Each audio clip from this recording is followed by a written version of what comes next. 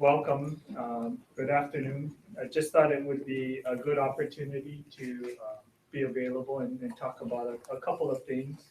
I just wanted to talk first about my trip last week.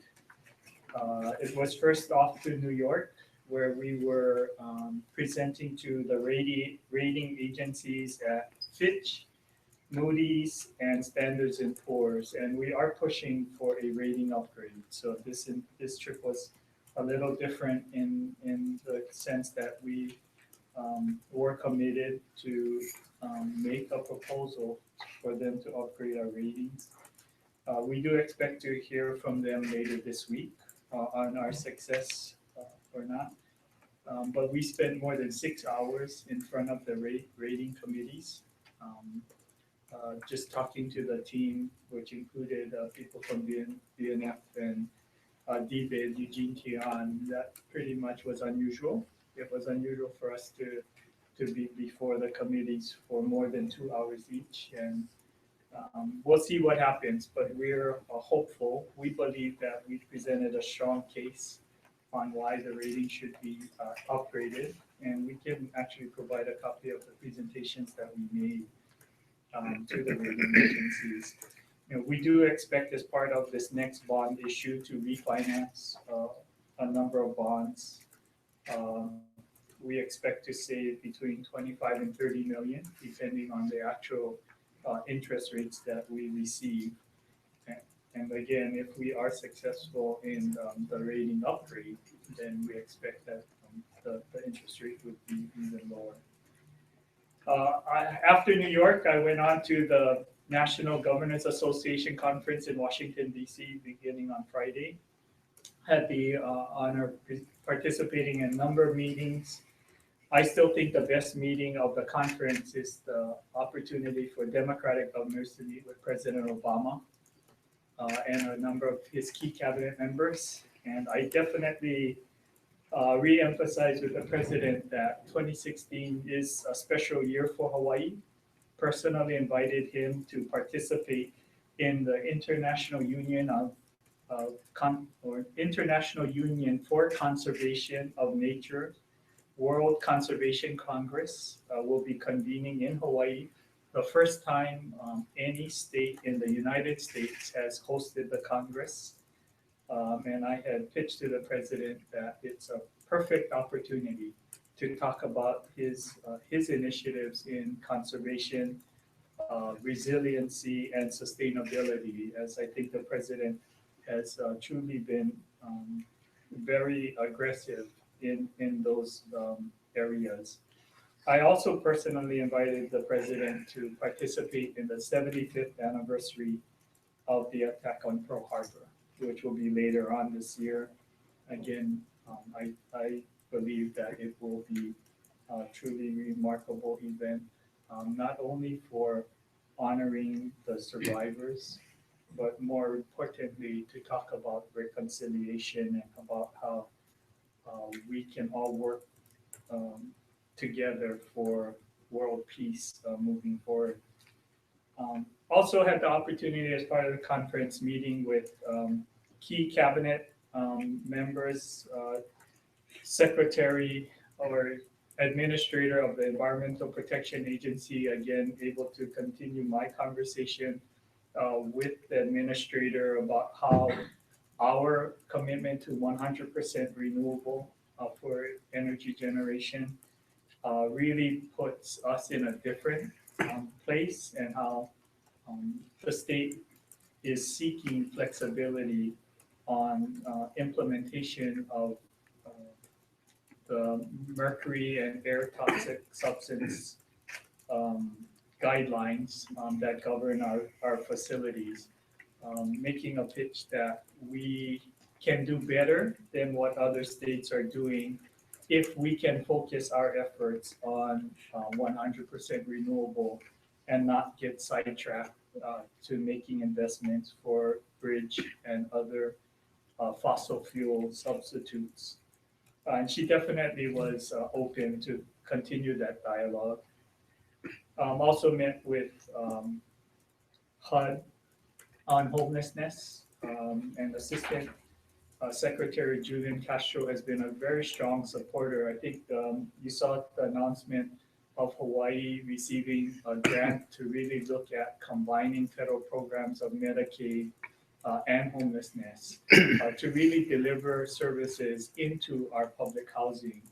Um, Assistant Secretary Castro was really excited about that opportunity and the opportunity to work with the state of Hawaii to build a different model. We focused on families and the citizens and really create a system of delivering services that are more efficient and effective. I also was able to participate in an important announcement. The White House, the President, and the National Governors Association is joining in a partnership to fight Zika. And clearly, I let the President know, as well as the NGA, that we want to be the first to sign up to participate in that partnership. I believe that we have the most experience of all states in dealing with vector-borne diseases, and we are in the perfect position to help develop the best practices of what a state can do to reduce the risk of Zika and other vector-borne diseases. And we do hope over the next month specific actions in establishing the working group will become more evident. Also was able to participate in the NGA Education Committee and talked a lot about the implementation of the Every Student Succeeds Act. It was a great opportunity to hear from one of the Act's authors, Senator and former Governor Lamar Alexander of Tennessee, just talked about why he was committed, and he celebrated the fact that this was a bipartisan effort, that it was a combination of Democrats and Republicans really focused on what's in the best interest of our communities and, more importantly, the states. Senator Alexander just talked about how it really was returning. It was a commitment and an acknowledgement that one size doesn't fit all, that every school district, every school is different, and needs to be able to develop educational programs that's appropriate for their communities. And I definitely will be participating in the NGA's oversight activities in regard to ESSA implementation. And more importantly, we'll be working further in Hawaii to ensure that the state of Hawaii benefits from every opportunity that ESSA presents to our communities. And finally, before I kind of open it up to general questions, I'm participating, I signed up to participate in an NGA initiative to support coding, computer science, and computer programming for all public schools. It was exciting to be able to meet and talk with like-minded governors to really talk about the opportunity before all of us as communities. We do know that more than 650,000 jobs in computer science is currently today that exist today are unfilled across the country. And it truly is an opportunity for every state to really step forward. If our students had the skills that these companies are looking for, they definitely would find employment very quickly. And at the announcement to participate was Microsoft and Google, Facebook and Apple, just to name a few. I think the entire tech industry recognizes that we have an opportunity and there are great jobs for members of our community who have these skills. And as states, the National Governors Association will be sharing best practices and ideas for how to support broadening access to computer sciences in our public schools. I also met with Customs and Border Patrol again to continue the conversation about an international terminal at Kona Airport, refocused on the opportunity and shared those airline carriers that have an interest in flying from international airports into Kona, and informed and kept the Customs and Border Patrol aware of our efforts to fund a terminal at Kona Airport to receive international visitors. And we continue to move forward with that. Also discussed pre-clearance again at Narita, and that project is moving ahead. And then more importantly, discuss pre-clearance at pre-clearance from Korea and Incheon Airport as another opportunity for us to really support our hospitality industry here in Hawaii. And so with that, I'll open it up for questions. Any questions on the trip, first of all? On the Zika program, I mean, Yes. what is it that you would like to see? Is it channeling more federal money here for programs? Well, I think it was a couple things that became very evident. Secretary Burwell made the presentation on behalf of the president to the governors, and it really was a conversation about how there are not standard protocols dealing with Zika. There is a lot that is not known. And so part of it was identifying the need for research dollars to truly understand the virus and how it spread, and then more importantly, looking at what kinds of activities states can take to control the spread of the virus. And as you are aware, we have been working on that as part of our dengue efforts. So I think part of my participation is really being able to bring what we've learned in Hawaii about the best way to control the mosquitoes that bear the vector, and talk about our successes and challenges here in Hawaii as they develop best practices both on the vector control side as well as the public health side. Any other questions on the trip? I have a quick question about when you talked to the president about the IECN, Yes. Did you talk at all about the potential expansion of Papahana Mokuakea? We did talk about a number of things. So part of that was expansion of Papahana Mokuakea.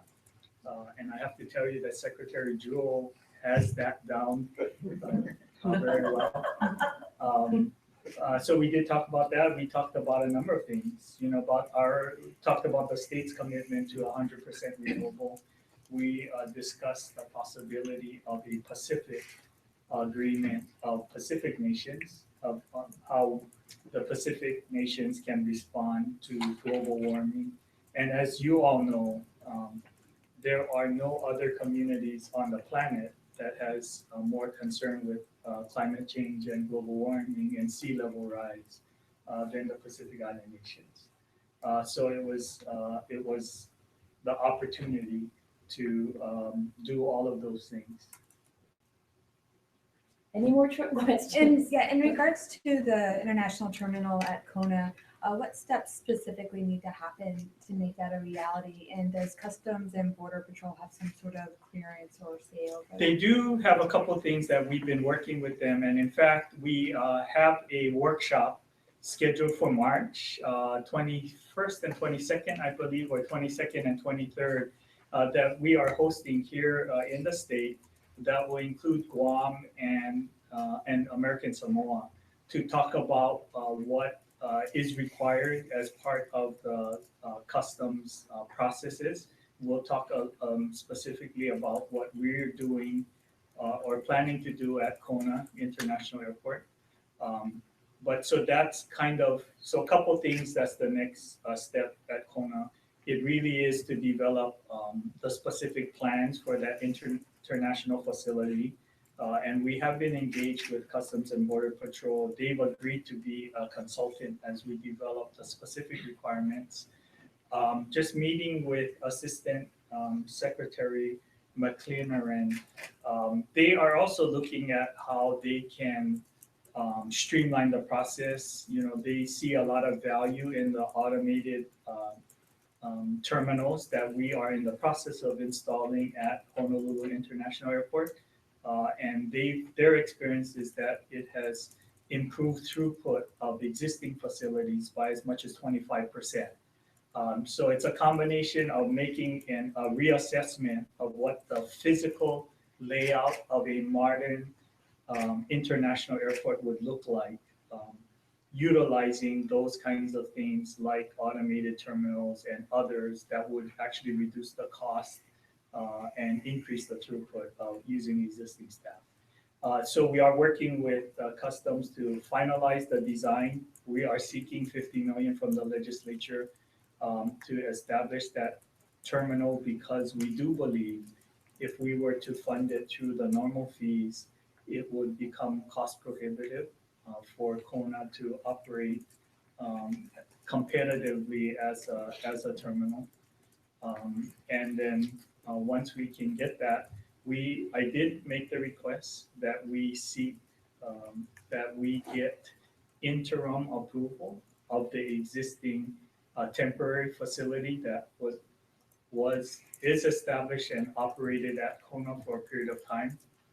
So we are seeking a temporary approval to operate out of that facility as we construct the permanent facility. Are there opportunities for federal funding with that? We did discuss, right now, all of Customs and Border Patrol is 100% funded by the federal government, and we've looked at various ways that we can support that, and unfortunately, we can't. Part of the challenge is because it is Homeland Security, it's a national security issue, and they, up until this point, have been willing to consider.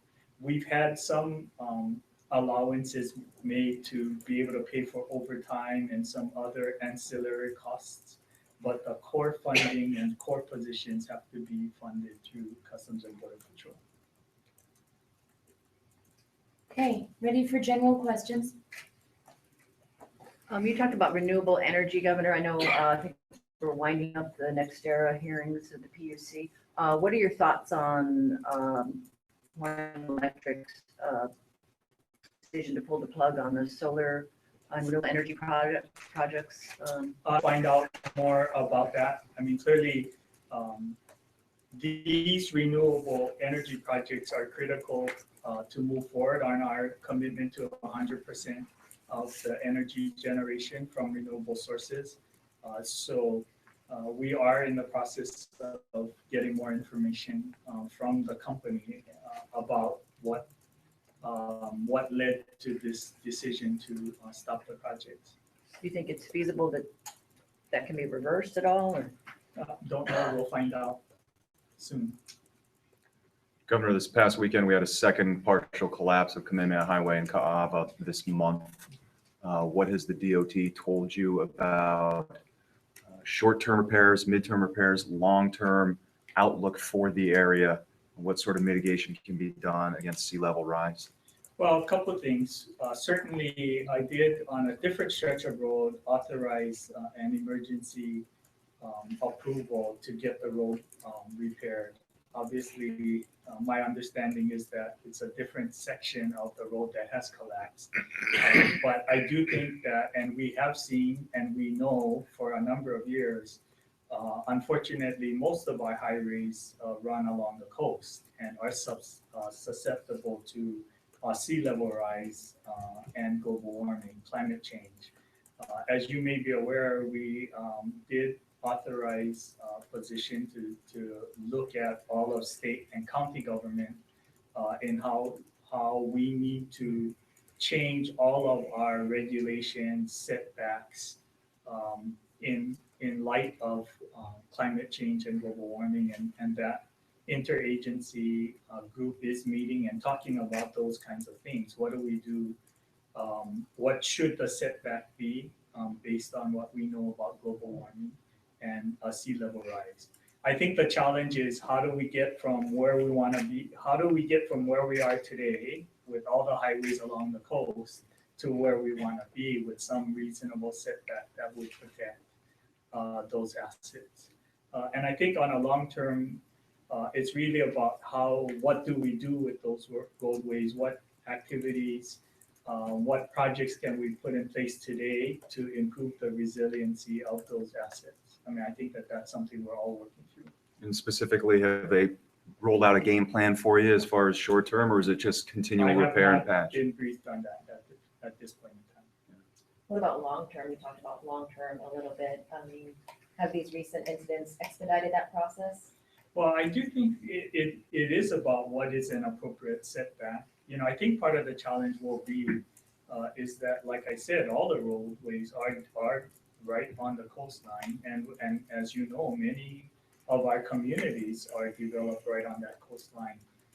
So as we begin to develop long-term guidelines about what the appropriate setback should be, I think the challenge will be how do you get from where we're at today, where we have highways and homes constructed right up onto the shoreline, to where we want to be. And let's just say if the setback is 200 feet, you know, what do we do with all of the assets and homes that are in that 200 feet along the shoreline? Broader question on the DOT. The last 12 months have been bumpy. We had the Zipmobile breakdown, Wilson Tunnel repairs. A couple weeks ago, Nanakuli, it took, you know, backups are always there. Pearl City Viaduct, they added a new lane, but there's rebar that's already coming up and been exposed, and now this. Are you satisfied, A, with what the administration is doing, and B, their messaging to the public? Because in each instance, there were noted failures that added to the traffic woes of the public when they failed to communicate. You know, I would say this, I am satisfied with the progress that the Department of Transportation has made in the 14 months since this administration has come into office. We have changed the way that we do business. We focused on getting projects through and completed in a timely manner. I would also be the first to acknowledge that we can do a better job of communicating. As you all know, it's always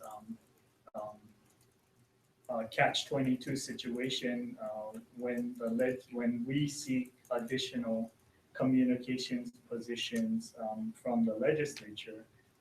The public is always concerned about not or adding the wrong types of resources to help the agencies move forward. If you recall, Dr. Peterson from the CDC, his one comment was that we did a poor job in communications as well. So it's really, I do think that that's something that we're focused on and working to get better on. But, you know, it really is about the health and safety of our communities first and foremost. And we are focused and we have the right resources to meet those challenges. You know, working to do better with the communications is something that we are committed to, but, you know, working through the existing resources that we have. Governor, your last trip to DC, I know you had talked to the EPA about the cesspool issue. And recently, a number of neighbor island lawmakers, I think, wrote to you asking you not to sign the administrative rules on new cesspool hookups. Where are you sitting with that? We are working on a couple of different things. As you know, we supported the carrot approach to cesspool, providing a tax credit and tax incentive for those who are willing to make investments to improve and move off of their cesspools.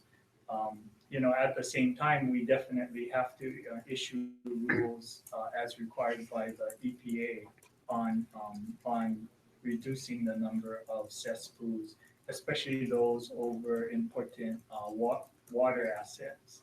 And so, you know, we continue to work with the community. We definitely are meeting with the legislators and talking to them about their concerns and just explaining that there's really two different things that is happening right now. We definitely need to get the rules out on the tax credit, or we won't be able to allow our communities to benefit from that. In addition, we are revising and retooling the overall cesspool rules, which I think is, so there might be some confusion that we're working with the communities about. So you're inclined though to sign both? Well, I think that we're not really moving forward on the broader rules. It really is about the tax credit rules and, what we need to do to comply with the EPA. So we can get back to you on that. Anything else? One more quick question. Last year, if you remember, with dealing with care homes, there was the issue of putting 2 private pay into 1 community care foster family home. It seems like it's come up again this session. I've heard comments from your directors of Health and Human Services opposing it over concerns of displacing Medicaid clients.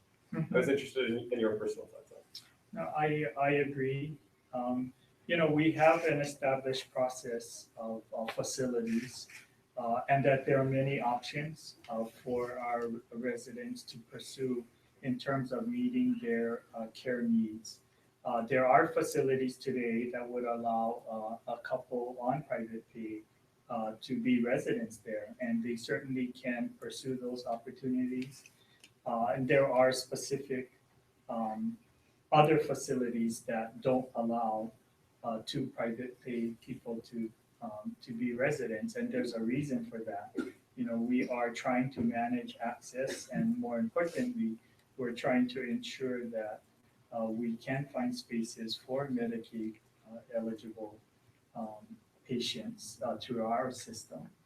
And so, we would just encourage those where there is a couple who are both private pay, that they should seek a facility that allows them to remain together as a couple. Well, Governor, there's a lot of back and forth on the OCC prison in Halaba. Has your administration reached out at all to the federal government about the detention center? If there's any more use of that, or can you buy the property? I mean, I don't know. We have had discussions with both the congressional delegation as well as federal agencies about how we could better utilize the federal detention center. And those discussions continue and are ongoing. I had talked to Director Spinda in that we should pursue both options until we get to conclusion. That I've heard that in order for us to acquire the federal facility would definitely be a challenge. And so we continue to talk and see if there is a way for us to do that. And until we can do that, then we are pursuing a state solution. What are the roadblocks? I think it's just about, if you can imagine what would be required for the state to acquire any federal facility. There's just lots of rules and regulations and authorizations and approvals that would be required that go along with the state acquiring that asset. We can place detainees in the facility, and we do know what that cost is. From our perspective, when we do the analysis, we believe that if we could take control of at least a portion of the facility, we would save money, because we could provide the services in their facility at a much reduced rate than what we are required to reimburse them on. So could that be like a Band-Aid solution where we move some of the folks from OCCC over there? We definitely are looking at that as part of the overall solution. I think as we work through with the legislature to determine kind of a permanent solution, we'll be working with them to define what those interim and short-term solutions would be to manage the number of those that are in the facilities. Governor, I have one question about your legislative package. There's a bill, Senate Bill 2816, that's moving through committees. And the ACLU has come out against it, saying that it targets the homeless by duplicating, I guess, the offense of criminal trespass on state ag lands or DOT lands. I was wondering if you could explain a little bit more about what the intent of that bill is and why you proposed it. Sure. We do know that as we have taken on the challenge of homelessness, we, in our experience in enforcing at looking at ways that we can enforce current laws and rules on state properties. We have become aware that the current rules and regulations don't provide sufficient authority or motivation depending on what specific sites we're talking about. And that's what's initiated that bill. It's about trying to ensure that we do have the tools that we need. We do know that public spaces should be accessible to the public. And the homelessness crisis really has shown us what happens if we don't work to ensure that public spaces are accessible. And that bill really was to give us the tools that we need to be able to keep public spaces public.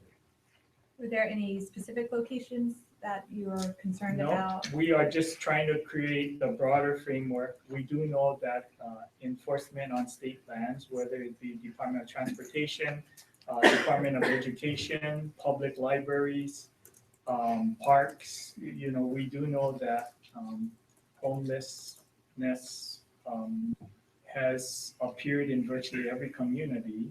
And what that bill is intending is to create the tools that we need to ensure that public spaces are open to the public for everyone. Anything else? All right, thank you, everybody.